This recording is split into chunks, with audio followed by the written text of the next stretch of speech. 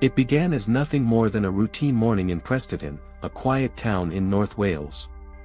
The year was 1987, and 34-year-old baker Derwin Perry Lloyd was already hard at work inside the T.E. Evans & Sons bakery. The ovens roared with heat, the smell of fresh bread clung to the air, and flour coated his arms as he carried sacks back and forth from the storage room. The day felt ordinary, perhaps even dull, the kind of morning that leaves no memory. But it would not stay that way. The July sky above him was crystal clear, a piercing blue without a single cloud to break it. The streets outside were hushed, sleepy as only small towns can be in the mid-morning hours. Sunlight bounced sharply off the whitewashed walls of the bakery. There was no fog, no storm, no excuse for the strange thing he was about to witness. It was exactly the kind of day when reality should remain predictable, and when the impossible stands out like a wound. Derwin was no dreamer, no eccentric prone to wild stories. He was a baker, steady, practical, a man built on routine. At 34, his life revolved around flour, ovens, and early mornings. The kind of man people trust because he has no reason to lie. He was respected in town as someone ordinary, reliable, the last person anyone would expect to be woven into a tale of the unexplained. And maybe that's why what happened to him has always carried such weight. As he bent to lift another heavy sack of flour from the storage yard, something caught his eye above. At first, he thought it was a trick of the sunlight, some reflection burning into his vision.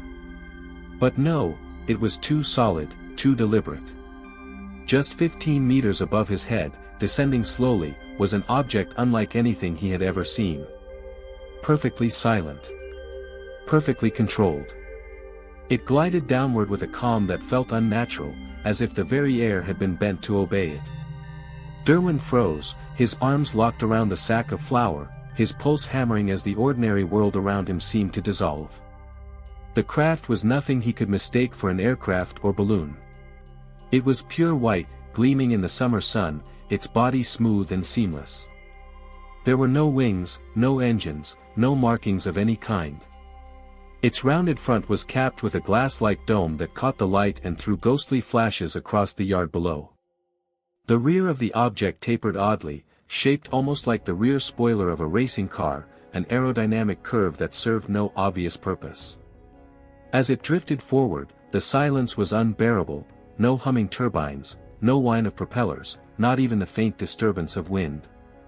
It was as though it floated in absolute defiance of every natural law. Inside that transparent dome, Derwin saw them.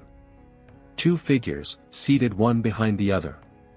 The first, the pilot, stared forward, absorbed in tasks that Derwin could not discern, as though the very act of flying this impossible craft required no visible controls. But it was the second figure that shattered him. This one turned, locking eyes directly with him. The stare was cold, unwavering, a gaze that pierced deeper than recognition. Derwin felt his breath falter, the sack of flour slipping slightly in his grip.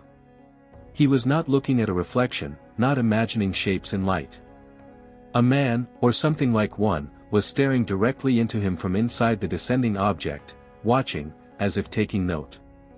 The object glided across the yard in silence, so close now that Derwin could make out the faint reflections on its smooth white surface.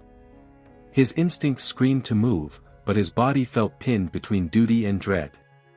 In a burst of nervous energy, he clutched the sack of flour tighter and hurried inside, as if work, the simple act of carrying bread and grain, could anchor him back in reality. It took only seconds. Yet when he stepped back into the yard, the open sky above him was empty. The dome, the figures, the gleaming craft, all gone, as if they had never existed. No sound of retreating engines.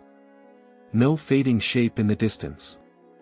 Just the stillness of midday and the echo of his own heartbeat pounding in his ears. The craft had vanished in less than a breath. Derwin stood frozen in the yard, the flour sack heavy in his arms, his thoughts scrambling for sense. Had it been a plane, some experimental machine? No, no wings, no noise, no logic in its movement. A balloon? Impossible. Nothing hangs suspended like that, drifts deliberately across the air, or carries two men within a dome. He knew what he had seen, but putting a name to it was like trying to trap smoke in his hands. The quiet town of Preston had remained the same around him, yet for Derwin Perry Lloyd, the world had cracked open. He realized, even in those stunned seconds, that this vision would not fade. It would mark him for life. In the days and years that followed, Derwin rarely spoke of what he had seen. Preston was a quiet place, the kind of town where gossip spread faster than truth, and stories of flying craft with glass domes would only breed laughter, suspicion, or worse. So he went back to his ovens, to his loaves and quiet routine, bearing the memory alone. The silence of Wales held the encounter like a locked box, no newspaper headlines, no frantic townsfolk chasing answers. Just one man marked by a moment that refused to leave him. For neighbors, he remained the reliable baker. For himself, he carried the secret of a sky ripped open, and two figures staring out as if he had accidentally glimpsed a world he was not meant to see. But the story would not stay buried forever. In time, it attracted the attention of serious investigators. Margaret Fry, a respected British UFO researcher, uncovered the case, hearing Derwin's testimony in detail. She studied the account, cross-examined the location, and preserved the narrative not as a wild tale, but as a credible close encounter. Years later, the Cuban-American researcher Albert Rosales, known internationally for compiling humanoid encounters across decades, added Derwin's sighting to his monumental collection. There it sat, alongside thousands of others, documented not as fantasy but as a record, a craftsman in North Wales confronted by the unimaginable, and left forever changed. Decades passed, but the memory never left him. That silent craft and the unblinking eyes of the figure inside carved themselves into Derwin's mind like scars that would never heal. The world around him kept moving, bread was baked, children grew, towns changed. But one truth never shifted: he had seen something that did not belong here. Something manufactured, deliberate, flown with silent precision. And if there was a pilot, and another man watching him so intently, then they had purpose. The questions that haunted him were endless. Why him? Why there? What did that second figure see when he looked into the eyes of a simple Welsh baker? Observation?